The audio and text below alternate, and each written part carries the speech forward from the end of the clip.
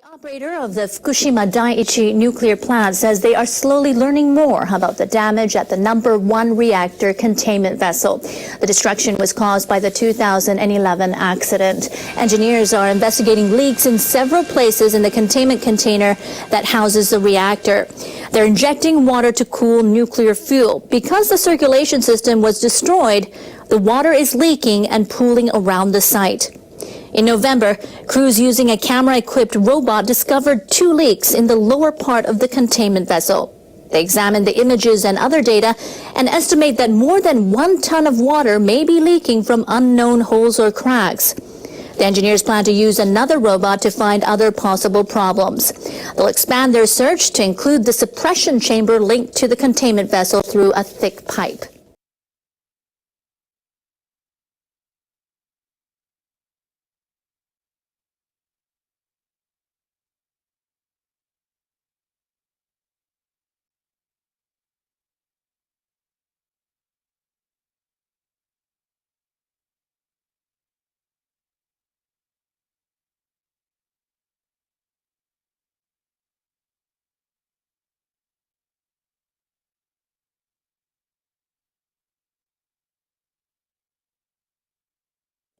The operator of the Fukushima Daiichi nuclear plant is discovering more damage at the reactor containment vessel. It says it is going to take steps to avoid further contamination in the area.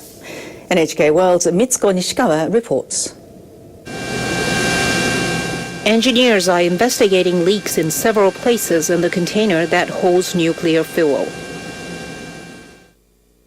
The plant's water circulation system was destroyed in the aftermath of the 2011 earthquake and tsunami. Workers have been injecting more than 4 tons of water an hour into the vessel to cool the nuclear fuel. In November, crews using a robot equipped with a camera discovered 2 leaks in the lower part of the containment vessel. They estimate that more than 3 tons of water may be leaking every hour.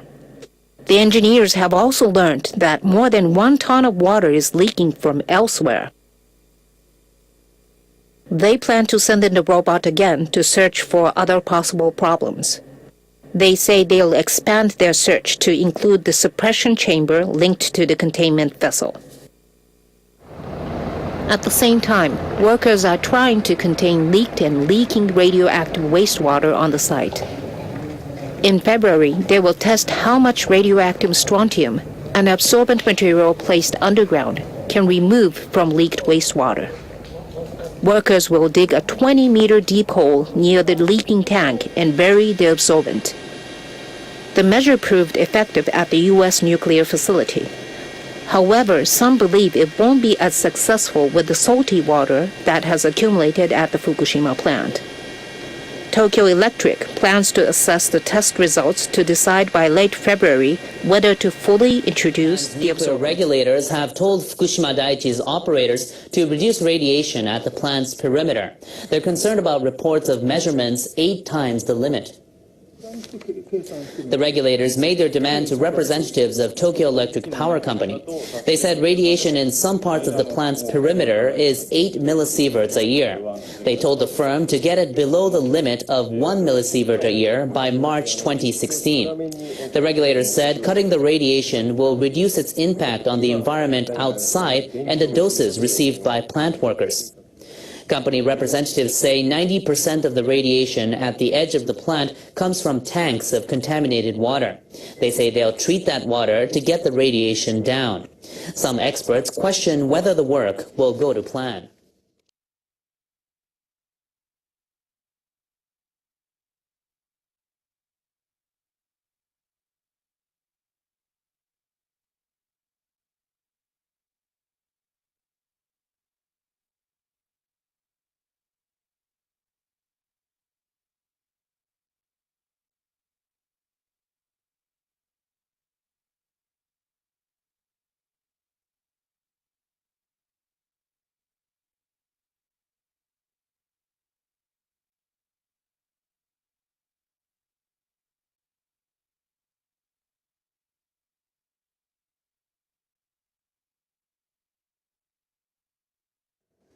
Japanese Prime Minister Shinzo Abe says his government will replace its decades-old arms export ban with a new set of rules that allows weapons exports under controlled conditions. Abe was answering a question in the upper house on Thursday about the government's plan to revise the ban. He said that Japan will maintain the basic philosophy of a peaceful nation that observes the UN Charter when revising it. The new set of rules will clarify cases in which shipments should be banned. The government will devote rigorous study to defining which transfers should be allowed. Thorough screening and proper controls should ensure that such exports are not used for purposes other than those stipulated. Transshipments to third countries should also be properly controlled. Abe said that in formulating the new rules, the government will take into consideration the historical effects of Japan's export ban. Lawmakers of the junior coalition partner New Komeito have expressed concern about Abe's intention, saying it lacks sufficient mechanisms to control arms exports.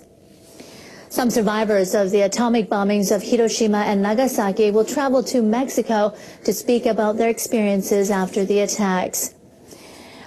They'll attend the second international conference in Nayarit on the humanitarian impact of nuclear weapons. The first meeting was held in Norway last March. The two-day meeting in February will focus on their use globally and how to ban them. The attendees will discuss the effects of a nuclear explosion, as well as its influence on the climate and economy. Officials in Mexico requested people from Japan to participate in the meeting. They have been asked to share their stories and offer opinions on the abolition of nuclear weapons. A Japanese doctor will participate in the conference as a member of the country's delegation. Masao Tomonaga lived through the 1945 atomic bombing of Nagasaki and for decades has treated many of the survivors. NHK World's Chie Yamagishi has more. Tomonaga heads the Red Cross Hospital in Nagasaki. He says he's willing to tell people around the world about what has happened to the survivors since the atomic bombings. Many survivors are still suffering the after effects. The nuclear blasts not only killed many people immediately, but also caused tens of thousands of people to eventually fall ill and die. The atomic bombs dropped during wartime in Hiroshima and Nagasaki killed 210,000 people in that year alone. Tomonaga was nearly 3 kilometers from Ground Zero at the time of the Nagasaki bombing. He was exposed to radiation at the age of 2. More than a decade after the bombings, he knew other survivors had developed leukemia one after another. This prompted him to become a doctor. He himself has not developed any diseases. But by giving treatments, he has witnessed the profound impact of radiation and how survivors have developed diseases such as cancer and leukemia over decades. Last year, Tomonaga attended the first Oslo conference. He spoke before representatives of about 130 countries. The atomic bomb are gene-targeting weapon, of which radiation immediately causes DNA damage. The fundamental nature of nuclear weapon is an anti-humanitarian weapon from medical point of view. The movement to recognize the catastrophic consequences of nuclear arms has spread to the United Nations. At the General Assembly last October, a record 125 countries, including Japan, signed the document. It says that for the sake of humanity's survival, nuclear weapons must never be used again under any circumstances. Tomonaga and other participants in the upcoming conference in Mexico have gathered to discuss their next moves. Several countries, including Norway and Switzerland, are aiming to create momentum for a treaty banning the weapons. But in reality, many nuclear states and those relying on their nuclear umbrellas are favoring a more cautious approach for disarmament. Tomonaga is well aware of the severe realism of international politics. But even so, he says, He's eager to educate the international community about the inhumane nature of nuclear weapons. Human beings have to stop keeping nuclear arms as a way to ensure their security. Now that the inhumane nature of such weapons has been clarified through discussion, we should move ahead and abolish them. Tomonaga wants his message to reach as many people as possible. If the people of the world change their minds, maybe their countries... Exodus has begun as Chinese holidaymakers leave their country for overseas destinations. One of them is Tokyo, where retailers are hoping to cash in on the festive mood. Chinese visitors could be seen in Tokyo's electronics district Akihabara on the first day of the holidays on Friday. Among the most popular items being sold were rice cookers and cameras. I love clean air, good food, and a beautiful environment. Store staff say they've increased their inventories as they expect more holiday shoppers this year. The number of Chinese visitors to Japan is rebounding after taking a plunge in late 2012 because of the two nations' difference over a group of islands in the East China Sea. Japanese tourism officials are taking steps to help visitors overcome one of their biggest obstacles, the language. They've drafted guidelines for translating street signs into English. NHK World's Shunsuke Ide has the story. Tokyo's Roppongi is popular at night and draws many foreign visitors. The signs are in Japanese and Romanized characters. I think it's difficult to understand. Maybe writing street or avenue would be better. The Japan Tourism Agency assembled a panel of experts to suggest ways to improve the signs. They called for more foreign languages, and they suggested standardizing the way Japanese terms are translated. Heiwa Odori is one of Hiroshima's main streets. It runs past the popular Peace Memorial Park. The current signs give only a romanized version of the name. But officials plan to add a translated name, Peace Boulevard. The experts say some names should stay as they are.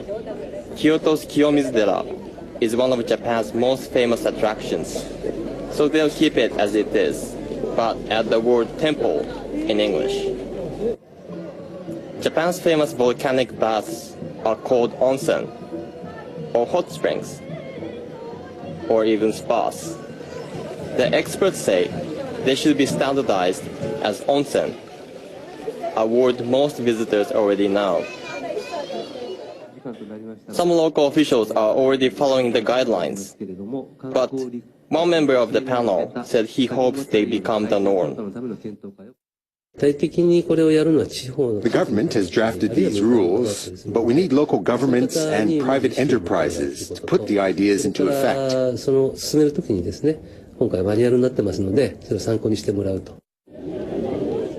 Tourism officials are hoping that they can make life easier for the millions of people that visit each year. And they want to make the country more tourist-friendly in time for the 2020 Olympic Games.